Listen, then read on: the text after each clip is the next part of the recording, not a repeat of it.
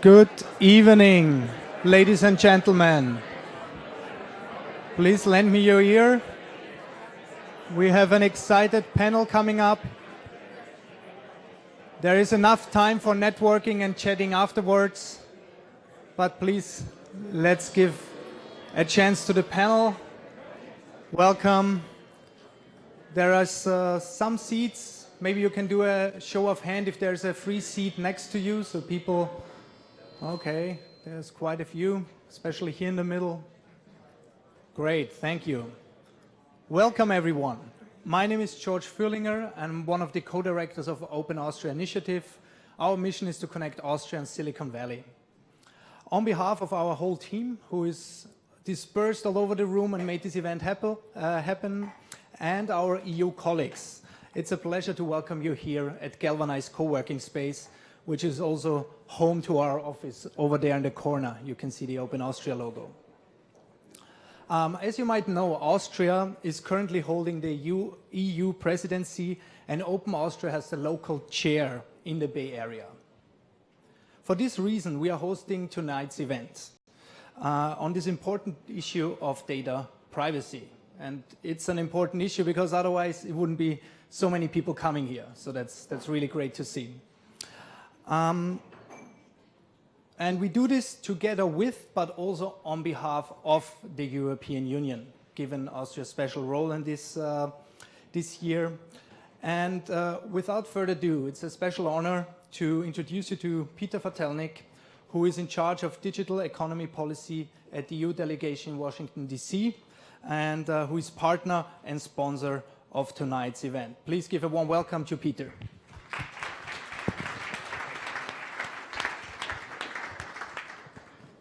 Thank you very much. Greatly appreciate. Thank you, Georg. It is the first time the European Union is partnering with the official representation of the European Union member states here in Silicon Valley. But I'm certain it's not going to be the last time, because if I see the interest in the topics we are discussing, I think this is something we would like to partner with and be part of the conversation. I particularly would like to welcome the Consul General who joined us today. Thank you for coming. Greatly appreciate your support in these events. I only want to make a short statement to the topic, which is actually a quote, so it's not even from me. And I would like to quote the Charter of Fundamental Rights of the European Union, and in particular Article 8, because this is what we talk about today, and I think everybody should be sort of understand the absolute value we are talking here. It reads as follows: everyone has the right to the protection of personal data concerning him and her. Full stop. Full stop. There is no however, but, maybe, or whatsoever. That's where it stops. There is no other condition on it. That's it. And I think this is something, if we have this conversation today, something I would like you to keep in mind. However, now is right the time to move on to the panel conversation. And at that stage, I would like to pass the microphone to the host, Martin Rauchbauer.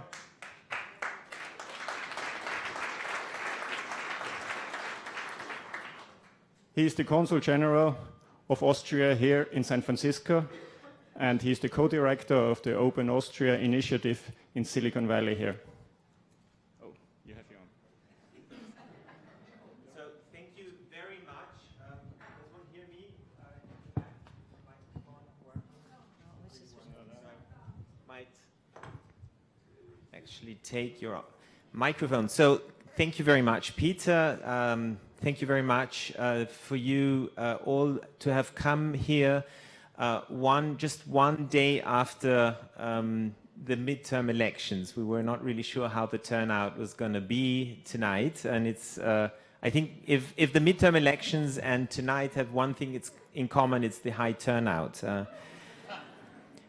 And it actually points to a serious point, and that is I think what we are increasingly noticing is that citizens, people care increasingly and more about politics and about policies. And we here in San Francisco, close to Silicon Valley, we notice that with the rapid advance of technological changes, there is also the need to find responses to these changes, whether they are legislative responses, regulatory responses, or responses by our societies to these changes that affect our societies already now and are certainly going to affect us even more in the future. And data privacy is one of these issues. Just to make a very, very quick recap, the European General Data Protection Rules, our GDPR is a very well-known thing now around the world. In the spring, in May, when it was enforced, before and after, most of you probably, like me, received tons of emails, some of them annoyingly telling us to change something. So that was that was one way. If you were an entrepreneur, of course, if you were a tech company, you had to make changes, and those changes you had to better do well in advance. But then in California, a lot of things happened since May. There was a popular ballot initiative that led to the California Consumer Privacy Act that was passed over the summer. And after the summer, there was a discussion already in the US Senate to whether or not to enact a federal privacy legislation. And there were 2 Senate hearings in the Commerce committees. You've mentioned them, and Dr. Jelinek was testifying in one of them. So we have here a very, very interesting panel assembled to talk about these developments. I want to just quickly mention, if you want to tweet or if you want to use social media tonight, we put it under the title of our event, hashtag Silicon Valley meets GDPR, or SV meets GDPR. And I want to, without any further ado, proceed to introducing to you the panel. So on my right, there is Dr. Andrea Jelinek. She is the head of the Austrian Data Protection Authority and was elected chair of the European Data Protection Board. I think the term is 5 years, if I'm correct. And she is kind of the EU chief regulator, and we're going to talk a little bit about that on GDPR. We're going to talk a little bit about the mechanism of EDPP and also a little bit taking stock of the first experience after 6 months. To her right is Chris Riley. He's the Director of Public Policy of Mozilla. Mozilla, a very interesting case, a very important tech institution. It's not for profit and well known for some of its applications like Firefox, and has taken a largely positive view on GDPR, and we're going to talk about that in a minute. To my left is Liane Keulemans, the Vice President of Global Privacy of Salesforce. And we met just recently at the well-known Dreamforce event. And I think what Salesforce has been doing over the last years is really taking an active approach, not only towards privacy, but also towards discussing policy issues with all concerned stakeholders. And I think it is fair to say that Salesforce has been taking a largely positive view on GDPR as well. To her left is Mason Weiss. He is an international data protection lawyer, and he's a specialist also on comparing different international data protection legislations.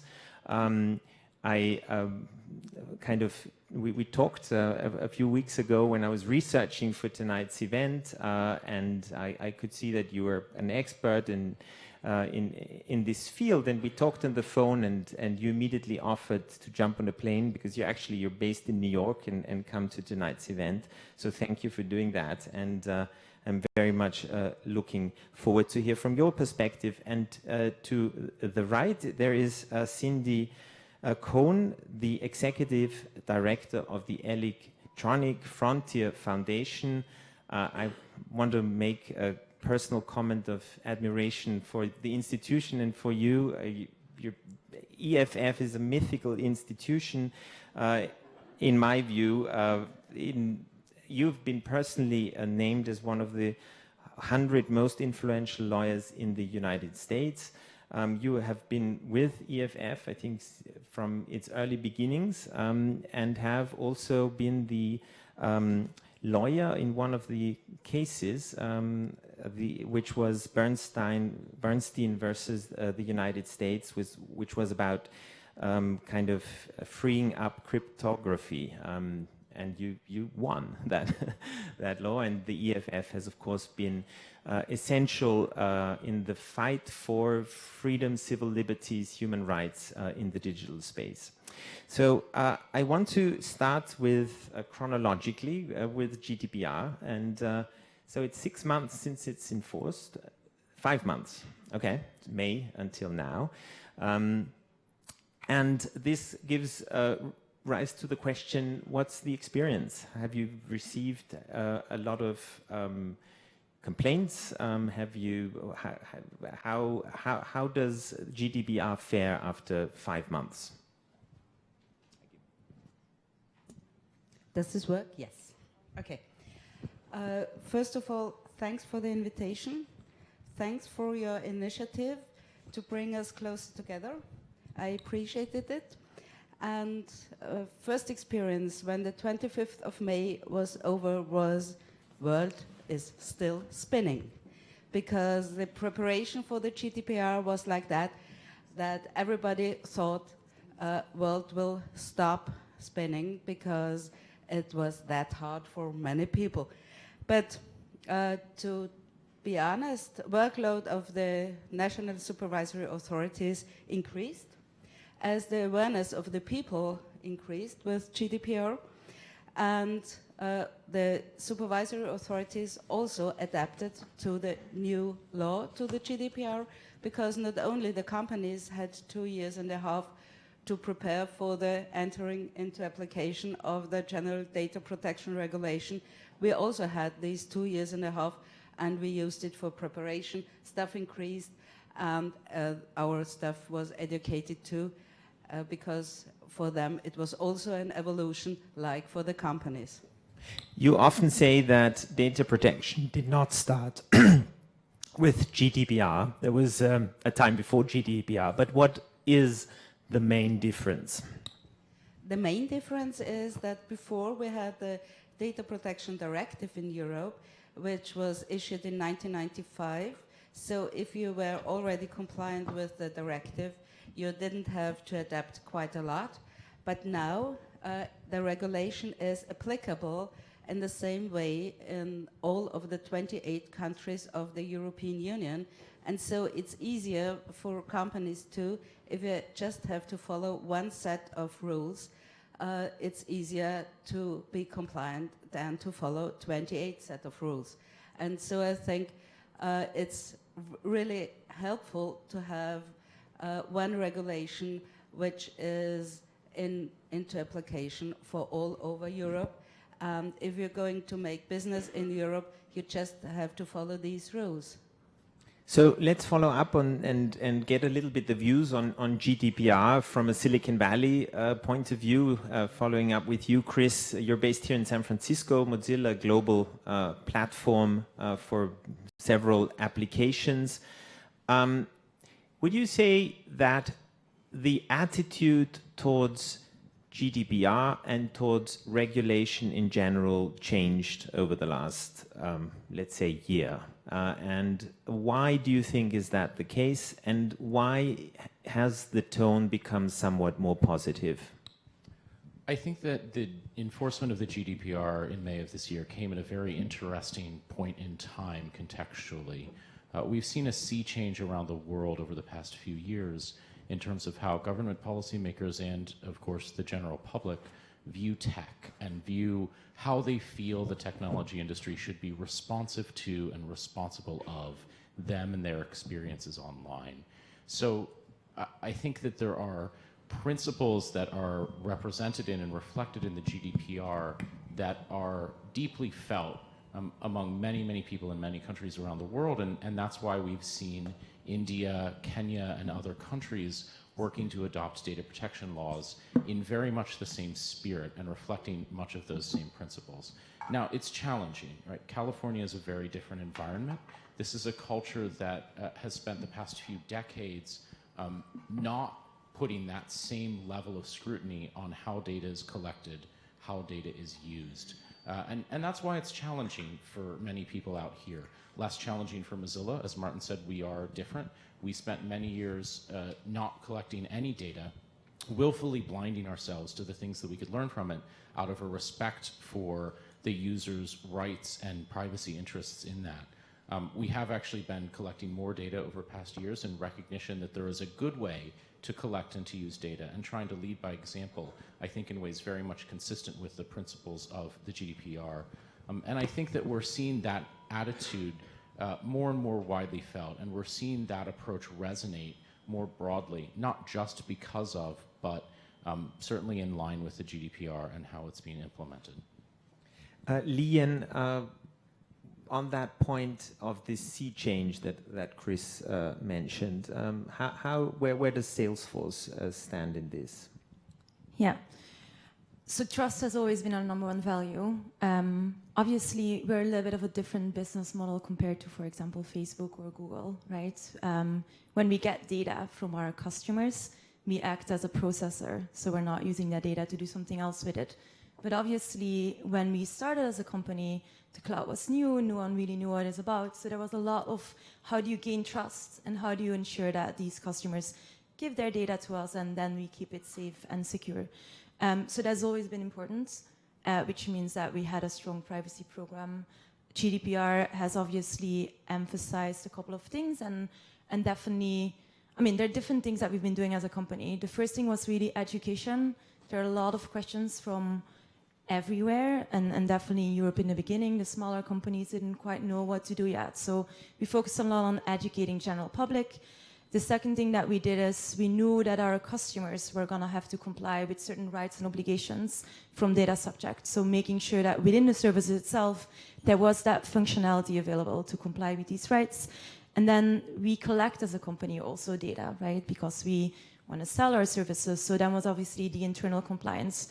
So GDPR has obviously helped to get internal attention, right? The fines are there, but fines are not really as to why you want to do it. You want to do it because you want to make sure that you build that trust with the end consumer. And I think that while maybe for Europeans, and I'm obviously European, that's been clear for a while, also the tech industry here totally gets that, right? They don't want to be named as the company that does crazy things with data. And obviously there's still these stories in the press and whatsoever, but just building a different relationship and ensuring that you take privacy seriously will actually, to a certain extent, help getting more data. And what I mean by that is we've done a little bit of research internally within Salesforce and talking to a lot of consumers and our customers. And on the one hand, there is this need for personalization and increased kind of one-to-one journeys, and you want your financial institution to call you and actually give you something meaningful. On the other hand, consumers are really concerned about what technology companies are doing with your data.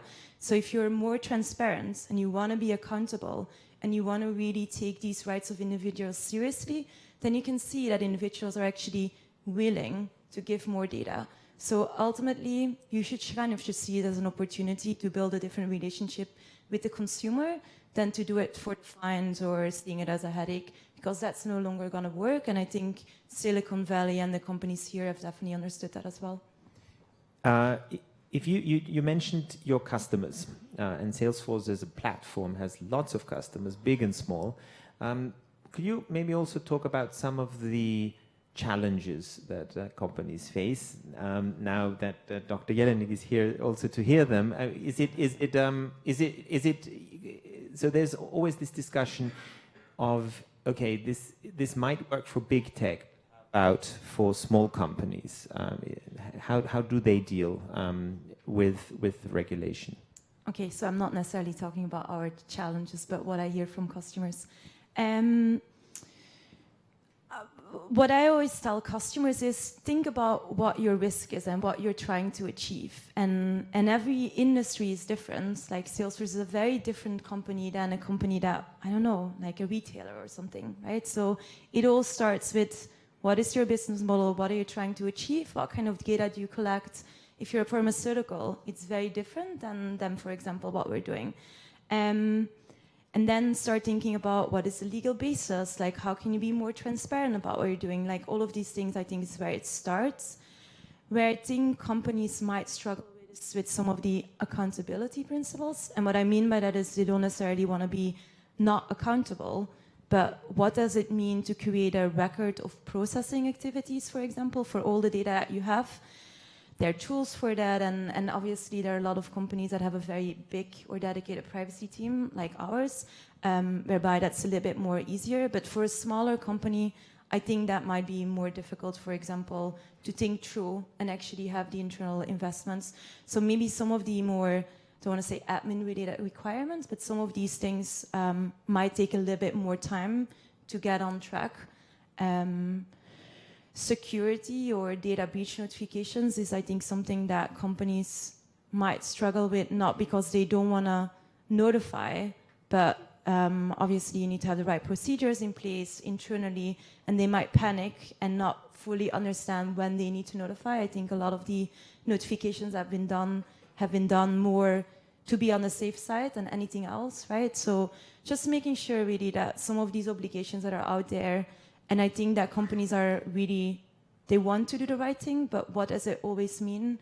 They're just getting the guidance, for example, from the European Data Protection Board on many topics has been super helpful. Yeah.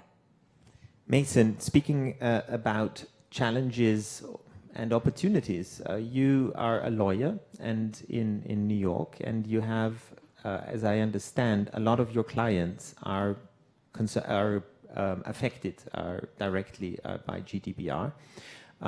What is your, after 5 months, what is the kind of feedback you get from GDPR and data privacy more general? Well, the process of getting ready for the GDPR was an interesting one for companies that were not already following the Data Protection Directive and weren't already following an EU style of regulation. And to comply with such a broad-ranging set of very strict obligations requires real knowledge of what one is doing with data. What data is being collected, from where, why, where is it stored, where was it stored 5 years ago, what's that person in that office over there doing with it. Just getting knowledge of the current state, let alone figuring out what to do about it or changing it, takes a large effort. So you know, that was a pain point for a lot of companies. However, many clients, you know, one piece of feedback that we hear a lot is that process was useful, not just for GDPR compliance, but for compliance with U.S. privacy laws, for taking stock of the data and understanding where it's going. It's not just, there aren't just compliance benefits for it, but there could be competitive benefits if you realize that, for example, that somebody's got a cookie on your website and you don't know why it's there, but they're collecting data. You know, maybe that's not consistent with your business's strategy. So there was a lot of in the process of building self-awareness. I think there was a lot of effort expended, but there was also a lot of benefit. And I think we, you know, now that the GDPR has taken effect, you know, as has been said many times, it wasn't an end, it was just a beginning. I think some other milestones that will change the response to your question a bit will be when, you know, when we start getting a lot of decisions and a first wave of enforcement actions. I think that's going to be a second awakening to the GDPR. So there's a lot of change. So GDPR has taken a long while. There was a long process until GDPR was reached its end version. I think it was a process of about 4 to 5 years. And in that process, a lot of stakeholders were involved, and I think the EFF was one of them, and an important one, as I hear. So I would like to know from you, Cindy, how you evaluate GDPR now that you were one of the main stakeholders, and how does GDPR fare in terms of civil liberties? Well, EFF was through the EDRI, through the European Data Rights International organization. Active. My international director, Danny O'Brien's in the front row, so I'm just watching for him to nod about whether I get this right or not. So we were involved and had been watching quite a bit about it. The GDPR has lots of things in it that are things that EFF has advocated for a long time. We have been concerned about the kind of rise of the surveillance business model that treats users as, that increasingly thinks that every single bit of information that can be tracked or gleaned about you ought to be gathered and organized so that you can be segmented into types and have ads placed to it. Not only because that in and of itself is creepy, but because it was creating a giant storehouse of information available to law enforcement. And that use troubles us quite a bit in terms of the standards of access for law enforcement to this information. So we have long argued for companies to consider what data they need to collect in the first instance, how long they need to keep it, and to get rid of it if they don't need it anymore.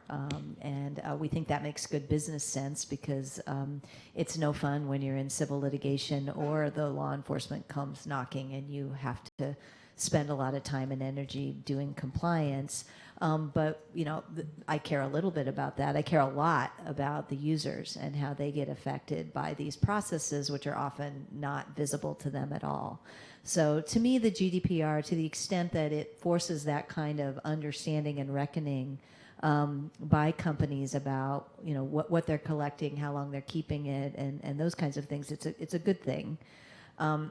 We have some concerns about the right to be forgotten part of the GDPR, which to me is not much about data privacy, and is vulnerable to some misuse. We think it's inconsistent with the First Amendment. So when we think about calls to bring the GDPR to the United States, I think there's some pieces of it that are not consistent with freedom of expression, not just the First Amendment, but actually freedom of expression in the international context as well, that need to be paid attention to. And I think the other thing that we worry about is the world isn't made up of, the only people who provide technology to us is not corporations with giant compliance things. I mean, these are all, the folks up here have that. But EFF kind of works very closely with people in the open source movement, people who start things, people who are not big companies with big compliance overhead. And we want to make sure that we don't accidentally hurt competition and the ability for new players to come into the market as we roll forward with this. So we will be watching very closely the early decisions out of the various data protection folks to see whether they are recognizing that difference. And I do agree that privacy is a fundamental right, and so it should reside in all of you and not be dependent on whether you're talking to a big company or a small company. But I also think that we can't be blind to the fact that we could actually create a situation if we over-regulate here where the big tech companies that we have right now are the last big tech companies we ever have, because no one can scale the heights to get to a place where they can enter into the market. So I'm not saying the GDPR will necessarily do that, but there are some places in there where we're nervous, and we're especially nervous when we start looking at what's happening with some efforts to try to bring similar legislation around the world. And those will be the kinds of things where we'll either be cheering or you'll see us not cheering, depending on how the law gets applied. So there's an interesting case which I read up. Some of you might have heard the name Max Schrems.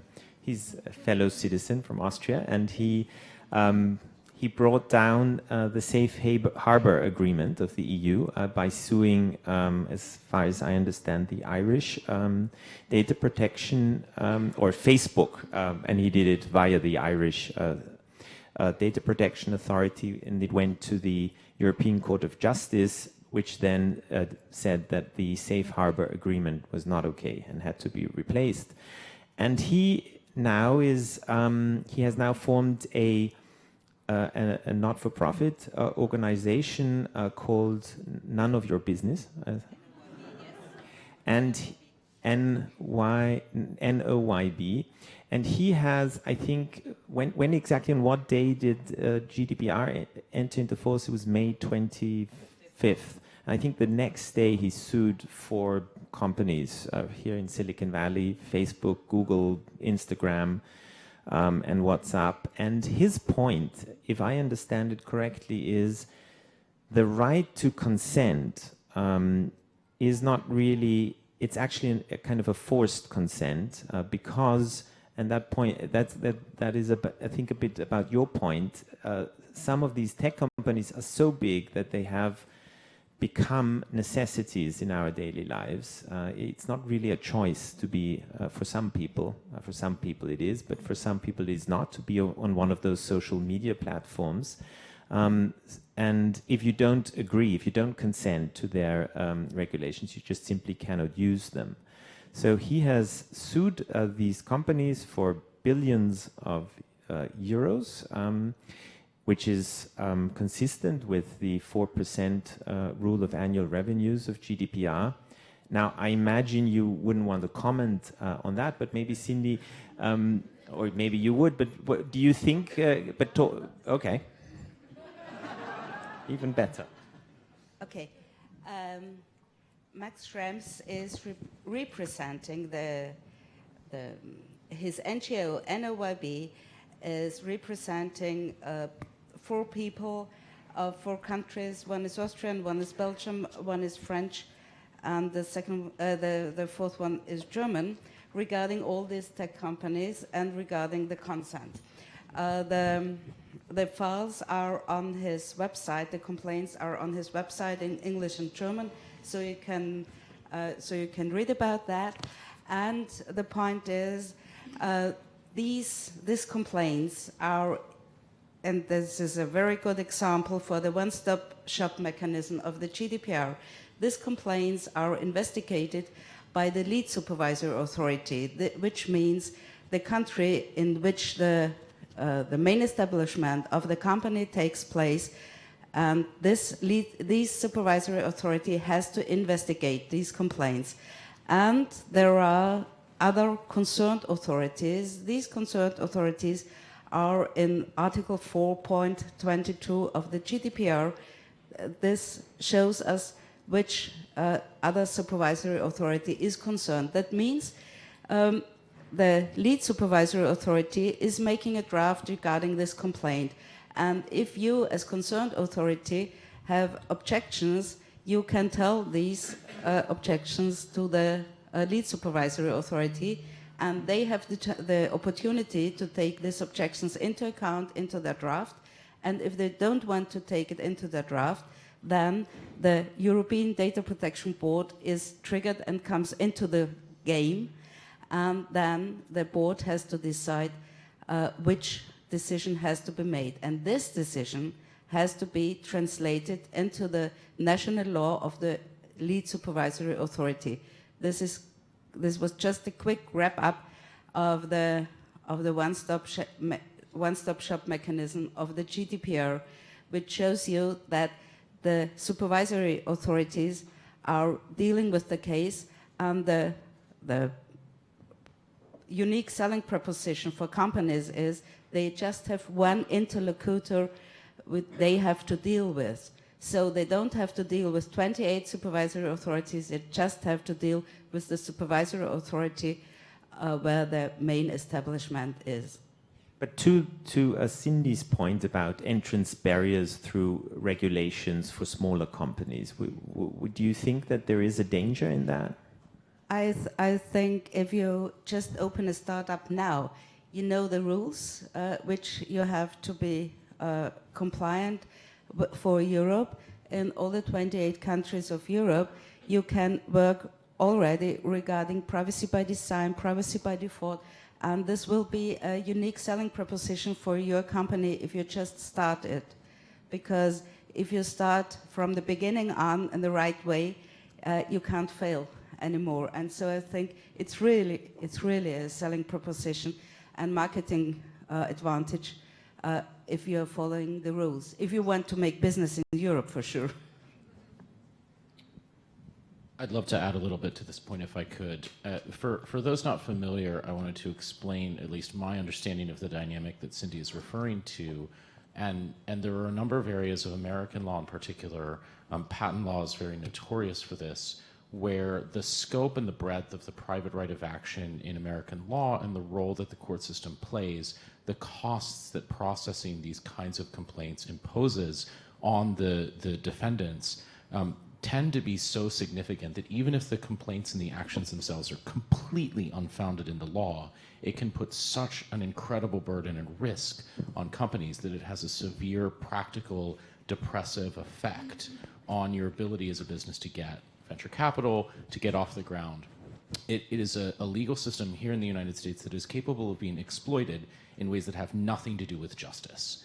And I think that that's at least part of the dynamic that we worry about when we conceive of a direct translation of the structure and the concepts of the GDPR into the United States. That shouldn't stop us and must not stop us from understanding the principles. I think Mason did a very good job of referring to that, which fits into the cultural context that I was getting at as well, where we need to be more responsible about how we use data, how we collect it.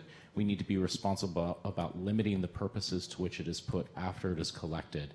I think that there is a legitimate risk, depending on how these laws get written in the United States, that if they are too prescriptive and too specific, it's impossible for a new company to be certain that they are being good enough to avoid risk and liability. And that's the safeguard that we need to protect here.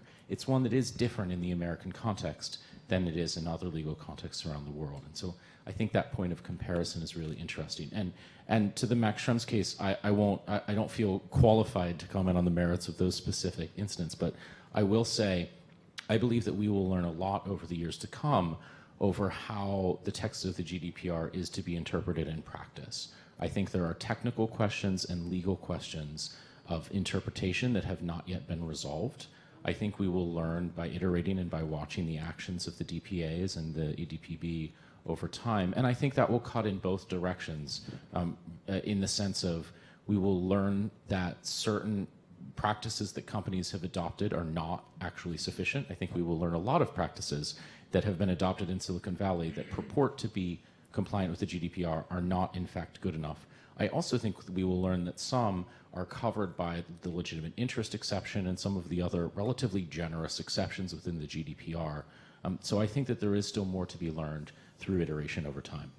So I think I want to move on to the situation here in the United States, but stay with one final point on GDPR. And we kind of felt guilty that we don't have a small company on the panel. So we asked one to give us a short statement on this debate of whether GDPR kills innovation. And we asked Michael Platzer, he's the founder and CEO of Mostly AI, a Vienna-based tech startup that develops solutions to generate synthetic customer data, on whether he thinks that privacy kills innovation. And this is what he says.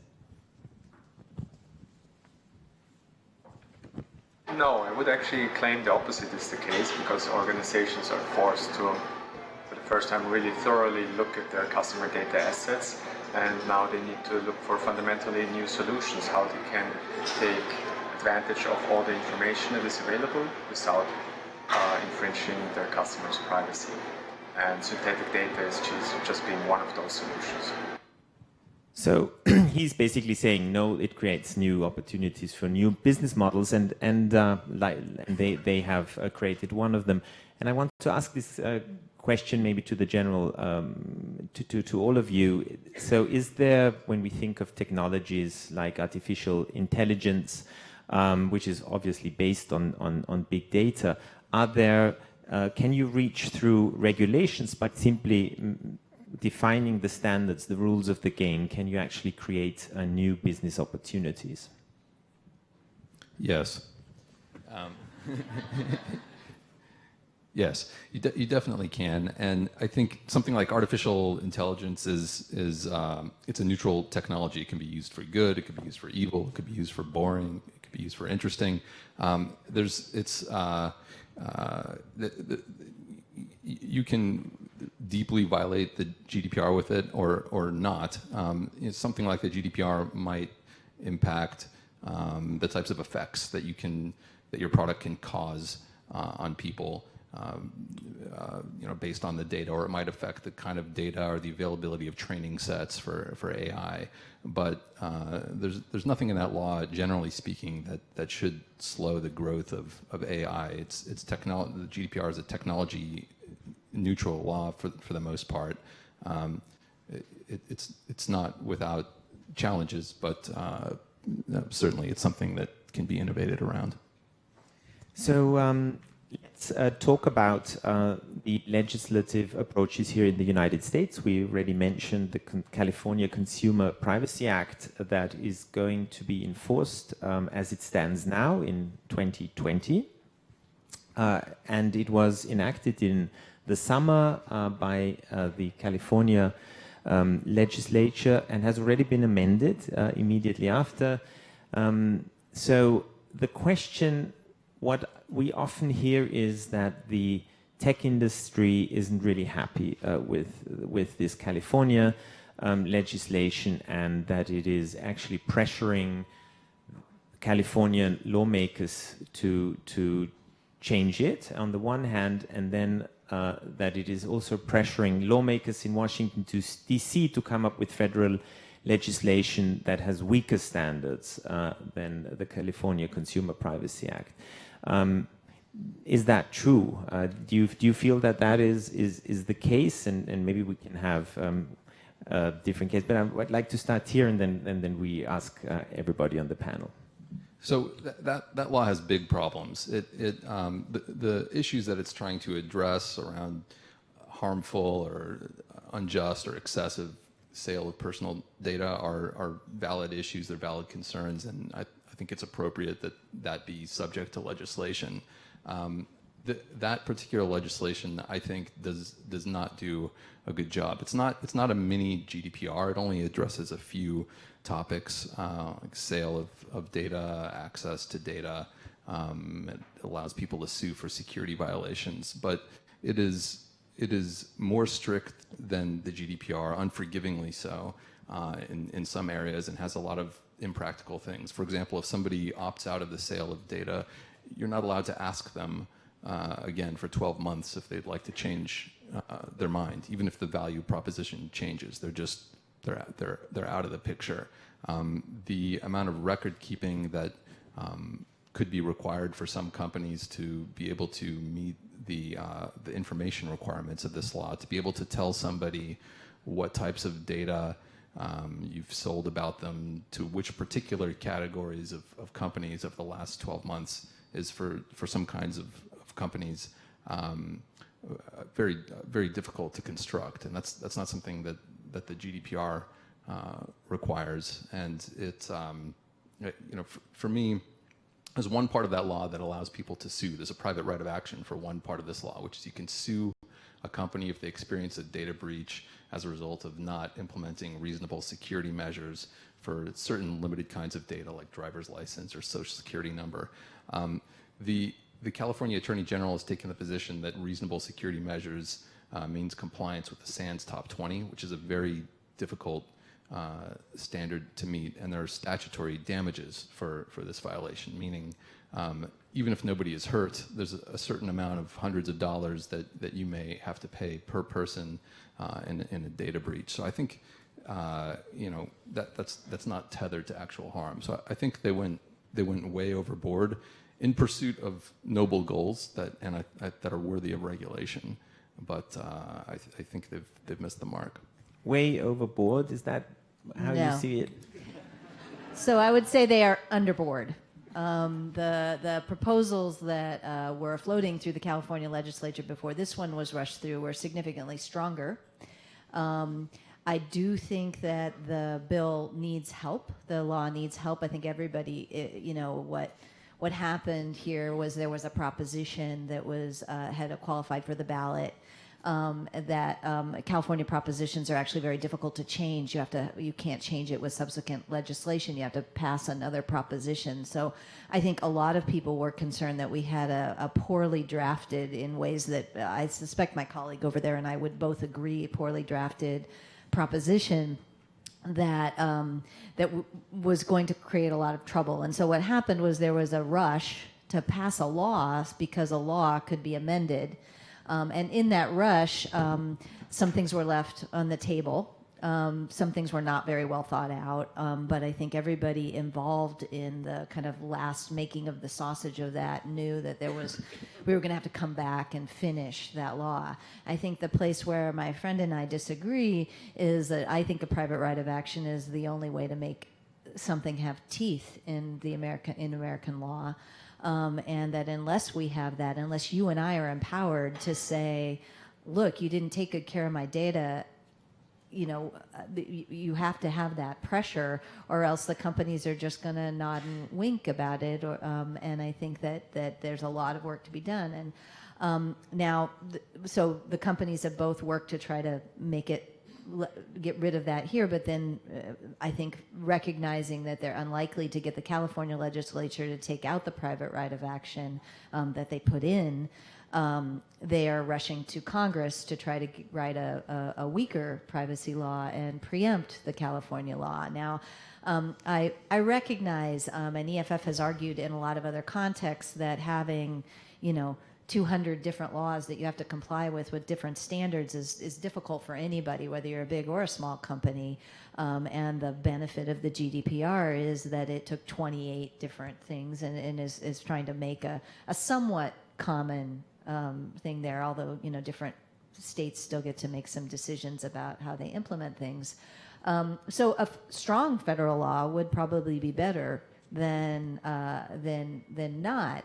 But a weak federal law would be worse for us in California and across the nation than this. California has led in protecting privacy. We had a data breach notification requirement in California law long before there were any in any other states. We were the first in the nation to do that. And because of our law, that's why you get notification when your data leaks out.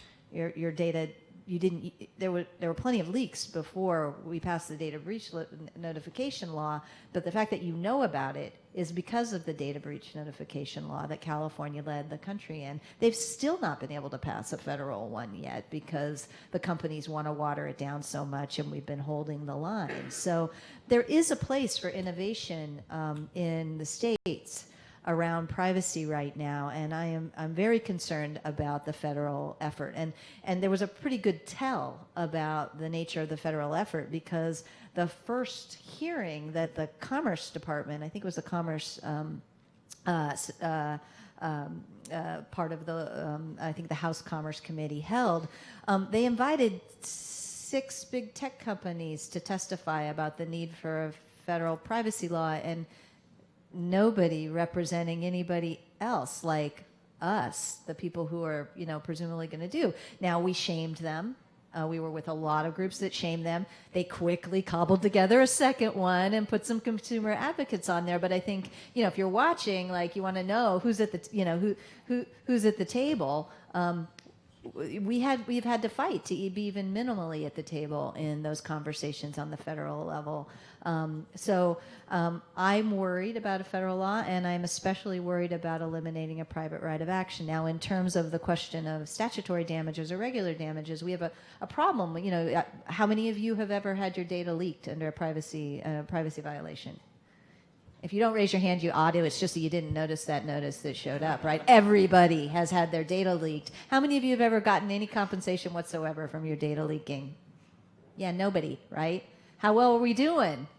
All right. How many data breaches do we still hear? I mean, we're losing the battle for data security right now. And part of the reason we're losing the battle, why, we've had government databases breaches, we had Target, we had Equifax, we had everything with no remedy, no serious remedy for any of the rest of us, is because you don't have a say in those things. And we have not figured out a way and convinced the courts or the law to recognize the loss to you of having your data flowing all around all the world. And statutory damages, which is what we do in copyright law, it's what we do in Wiretap Act violations, are a way to recognize that there's a value there even if we can't quantify it. And I think it's tremendously important that we start having a serious conversation about what our privacy is worth and how we're going to make sure that people have a means to protect it.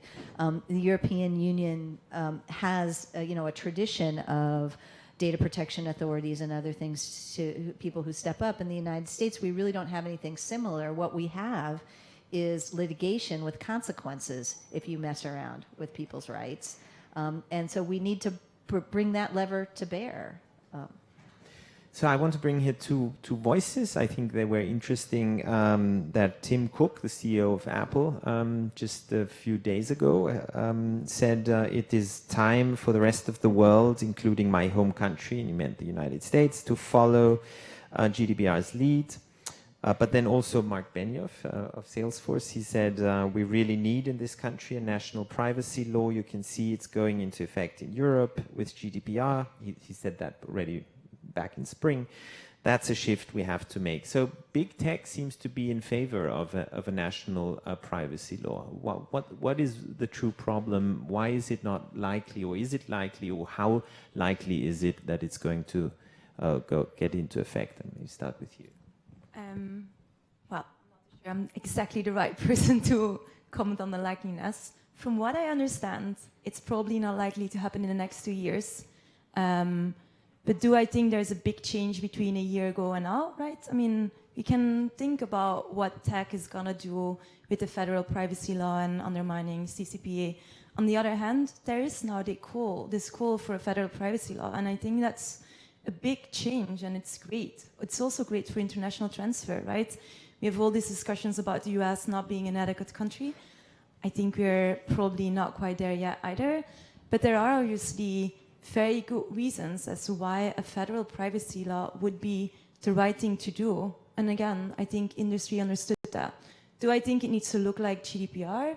Probably not, right? It's a different culture. Privacy has some sort of a cultural notion, and how Europeans think about that is different. I think it's fascinating to hear like this comment on the First Amendment, for example, because I think Europeans also care about freedom of speech. And we just think about it maybe differently, or maybe the protections around it are different.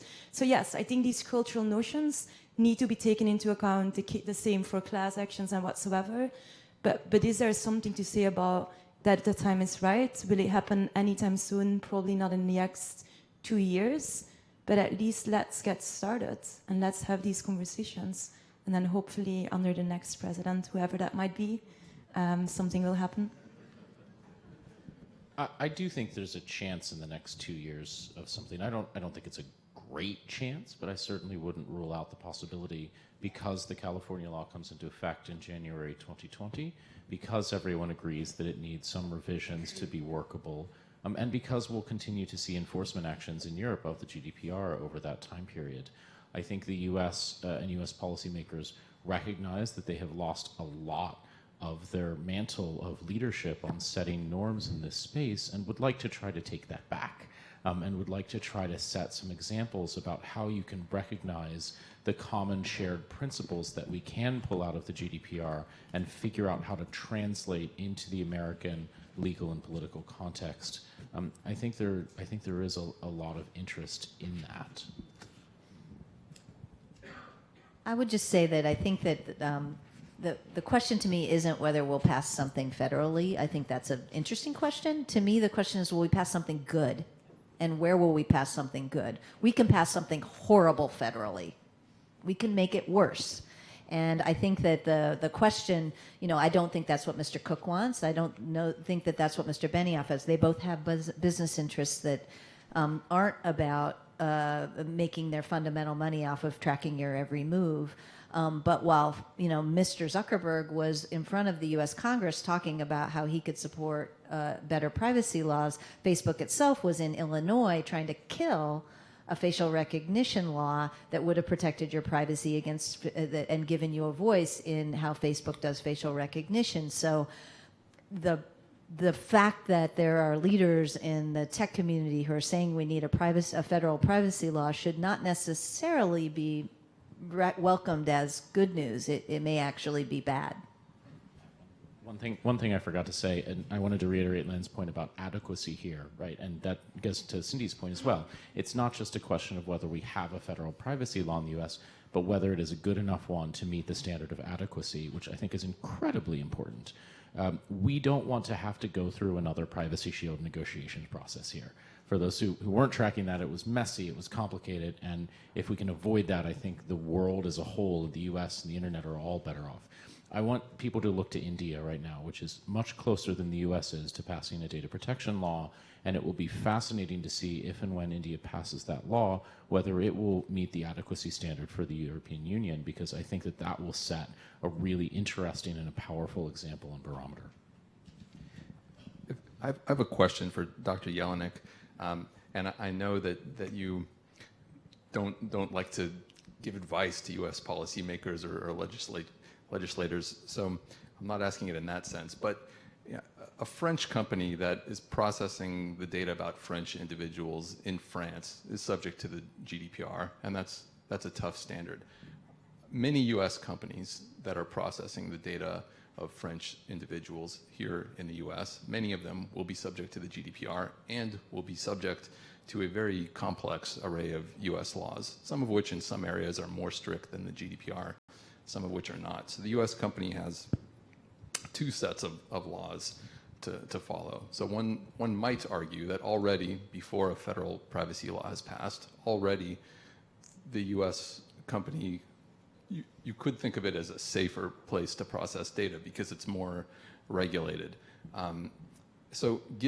Because the GDPR now applies to many US companies, not all of them, but because of that, how important is a federal privacy law, yet one more US law, do you think, to the decision of the European Commission as to whether to recognize United States law as adequate? Has it become less important? First of all, I never comment the legislation of a foreign country because it's no use of that. That's the first. The second is we are always ready to share our experience regarding the GDPR and the application of the GDPR. Now it's up to 5 months, but in just a few months it will be up to a year. Maybe the first investigations will already be closed. We will see. And we are always ready to come and share our experiences. Not to give advice, but to share and to have an open dialogue with our partners, also with the legislators. But we are just the regulators and not the European legislators. And that follows your question regarding adequacy. The adequacy decisions and the negotiations regarding adequacy is made by the European Commission.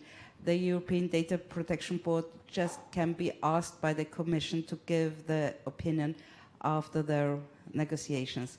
So just to make this clear, I think it's fair enough to say that I'm really proud that I'm able to be part of a panel in the United States, in California, discussing GDPR and hearing your commitment to data protection and hearing your commitment to privacy as a fundamental right.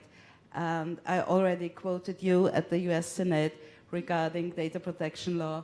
And if you had asked me 2 years ago if this could be happen, me sitting here discussing with you in the United States with an audience about, I think, more than 150 people, and also already standing around, I wouldn't have dared to say it will happen. but I think this shows the development of data protection and privacy, the importance of this development in the United States. Because I'm very, very convinced that the US citizens don't deserve less protection of their personal data than the Europeans have. And so I think the same level of protection would be very good. So I'm going to open up the questions to you. So, and while you think of your questions, I want to ask one last question to whoever wants to answer this regarding the future, the next 5 to 10 years.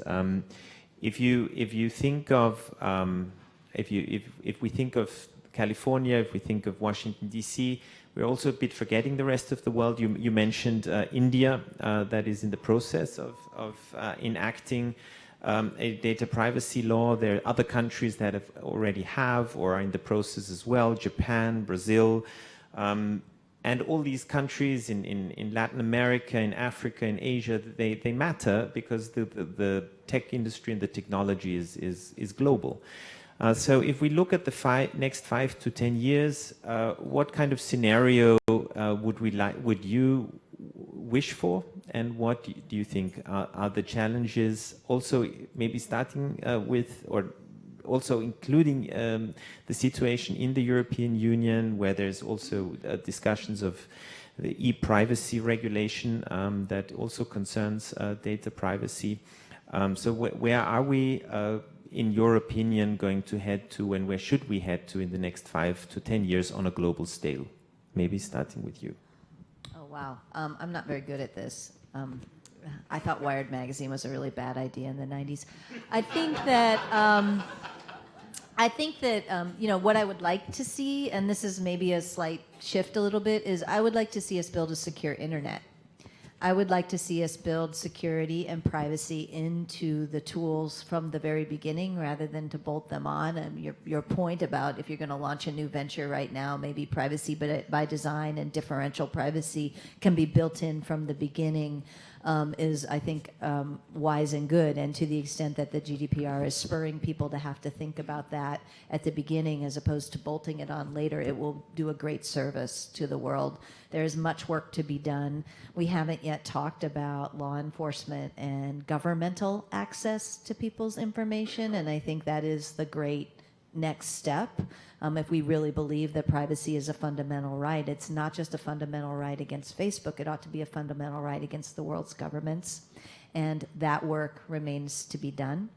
Building in the kind of security so that our tools really do just respond to us and don't have secondary uses and secondary tools that get in their way of serving us. That's our great work for the next 5 to 10 years.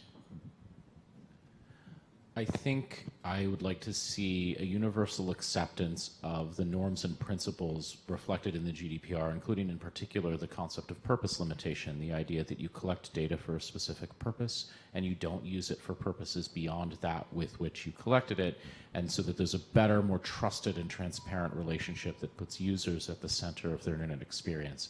And I'd like to see that implemented in more and more countries through legal frameworks that also have innovation and entrepreneurship built into the mix.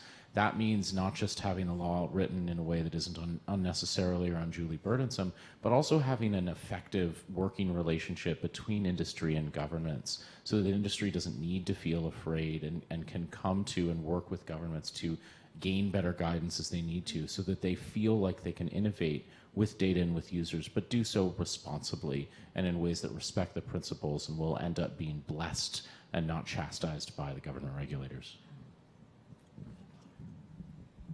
Something that is technology neutral, obviously, like anything that does not make a lot of sense. Something that is based on the principles around transparency, accountability, and really taking the rights of the individual seriously.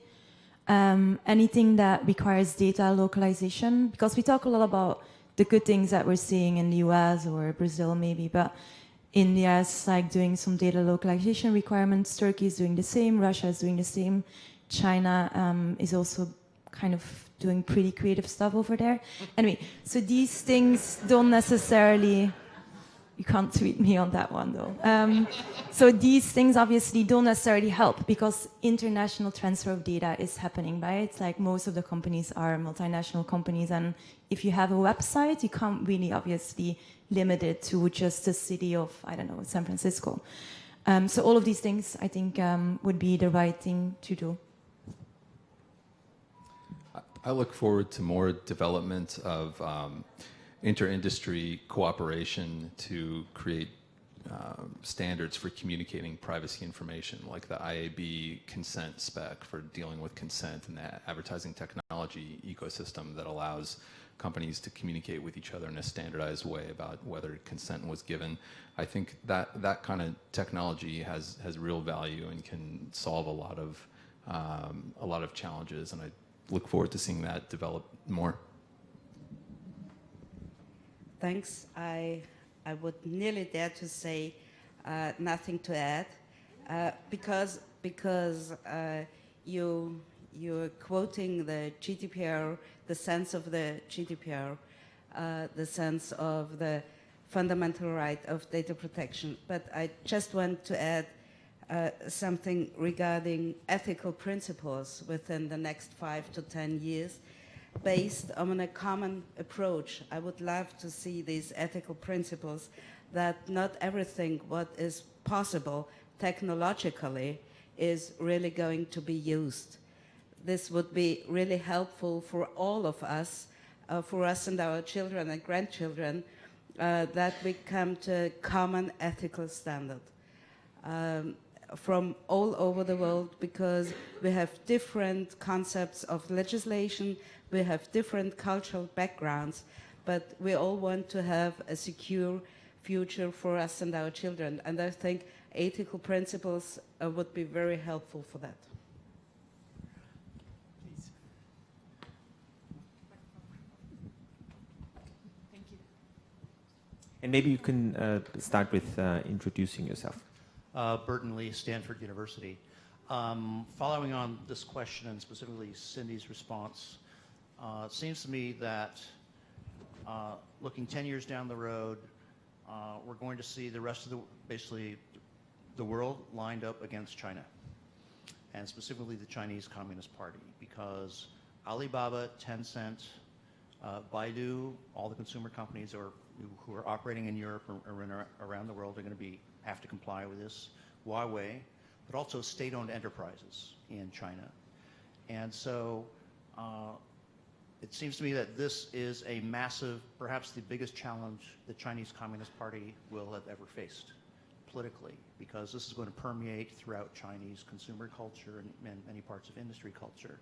So my question to you is, I don't know if any of you can answer this, what are Chinese legal scholars saying on this? What are the discussions happening in China today around this issue, or in European, US think tanks who look at China and work with China? Because this is a very fundamental challenge to the current surveillance system that China is putting in place.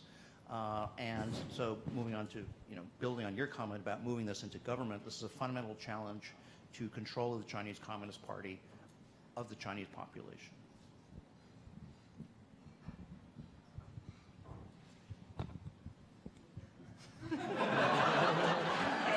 The winner takes it all. No. So nobody wants to take the mic. Okay, I take. I think nobody in here knows, but because I don't think I don't see any hand raised who knows the answer, and nobody wanted to take the mic. But as far as I know, there are discussions in China. And there are discussions in the scientific and university world, but maybe they have a different approach. And I'm sure we are going to talk about this with our Chinese colleagues, and you are going to talk with them. But we will see what the future is going to bring. No crystal ball in the room. But we are all, it's the duty of all of us, I think, not to lose the contact. I think dialogue is really important. And who wants to take the mic now? Well, I mean, I'm happy to comment on the law itself that they passed. So there's going to be specific, I mean, certain things enter into force January, whereby data needs to stay in China. So there are specific data localization requirements. Why the Chinese feel that they need to do that, I don't think that's for me to comment. But I think we have a lot of smart people in the audience that might understand why that's the case. Do we think as a company that that's helpful? Not really, because if everybody's gonna start doing that, data localization does not increase privacy. It doesn't increase security. I don't believe in that. So I don't think that's the right path to go. And hopefully a dialogue from, well, maybe the US government with China could help there. I don't know. So you challenged the audience, anybody in the audience on China or on, and yes. Hi, I'm Danny O'Brien. I'm the International Director at EFF, so I think my job depends on having answers to things like this.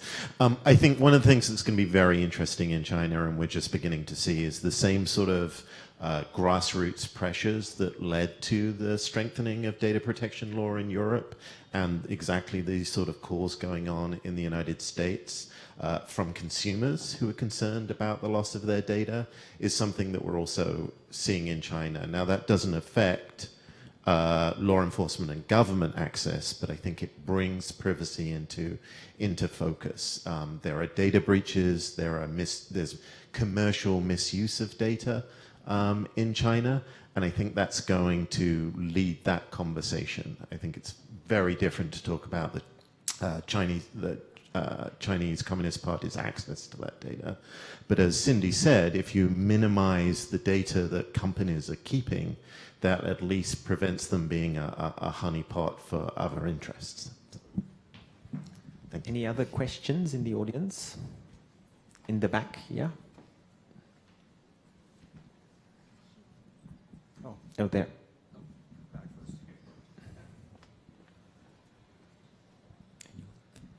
My name's Mark Kahn. I'm the head of legal for a B2B company located in San Francisco called Segment. We're about 300 people. I have a comment and a question. First comment, certainly Mark Benioff and Tim Cook are definitely big tech. I would not extrapolate from that big tech supports federal privacy legislation or anything GDPR-like. My question's actually about data breaches, though. I think both the ICO in the UK and the IDPC in Ireland recently have made public comments about they're getting overwhelmed by breach notifications.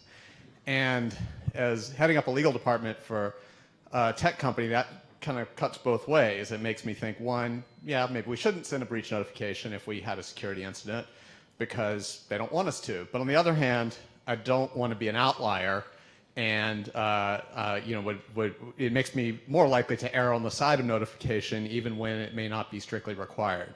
So I'd like to hear the thoughts of the panel on that. I think the law is pretty clear actually there. Like, you don't need to notify any security breach. You need to consider the harm and the impact on the individual. And if that's there, then you need to notify. So, and I think a lot of companies obviously panicked and might have maybe filed whatever just to be on the safe side. But maybe that's why you then have a good legal team that makes the assessment on a case-by-case basis, obviously, as to what you need to do. But I think there actually GDPR is pretty clear on when you should notify and what to do.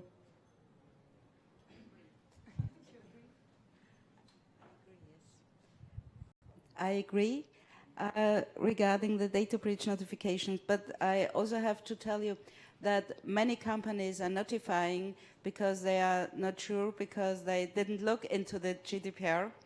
That can happen.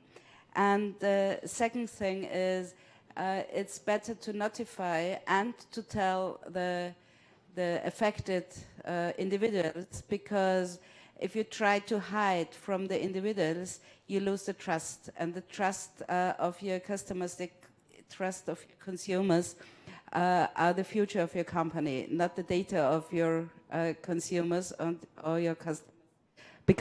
Because I think, and I'm convinced, that the trust is the gold of the 21st century and not the data.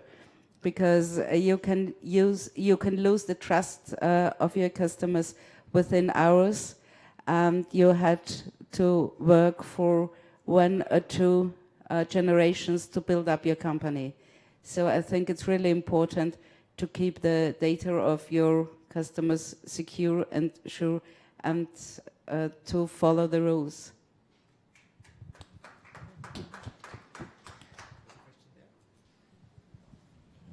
Hi, my name is Calvin Liu. I co-founded a cybersecurity services company called Ventura about 3 years ago. My question is primarily for Dr. Jelinek.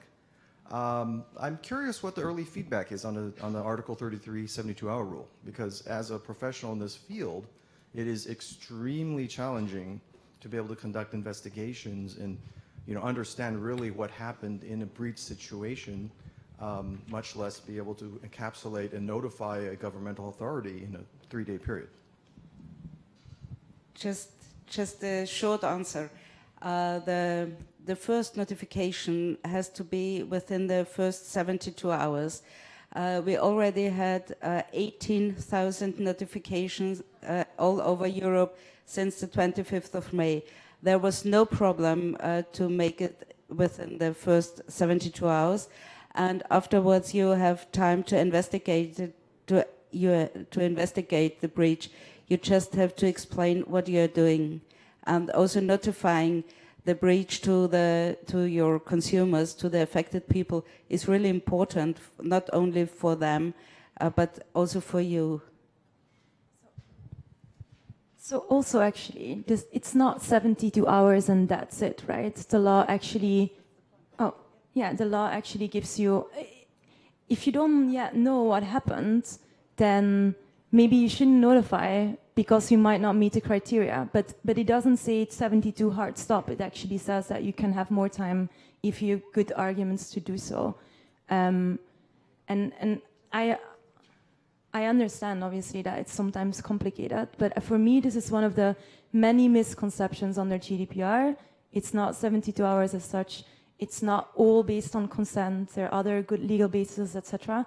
And this is where I think there is a little bit of education to be done, and where sometimes we really focus on these individual issues while not seeing necessarily the bigger picture. You have the time to investigate the breach. That's the point. You just have to notify that there is a breach, and afterwards you have the time to investigate by your own too.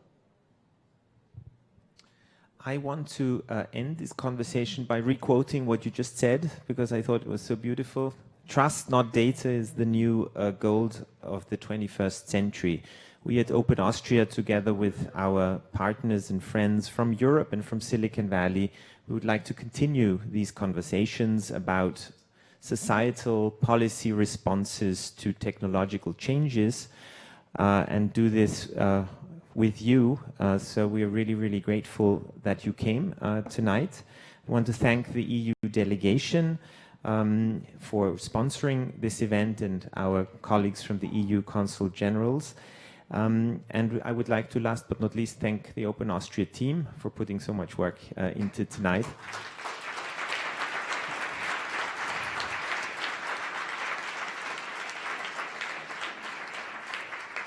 Please, if you can, sign up to our newsletter. I think it is GDPR compliant. We hope that. And it's opt-in, and not opt-out. And opt-out is included in the package. So hope to see you soon at our next events, and thank you for coming.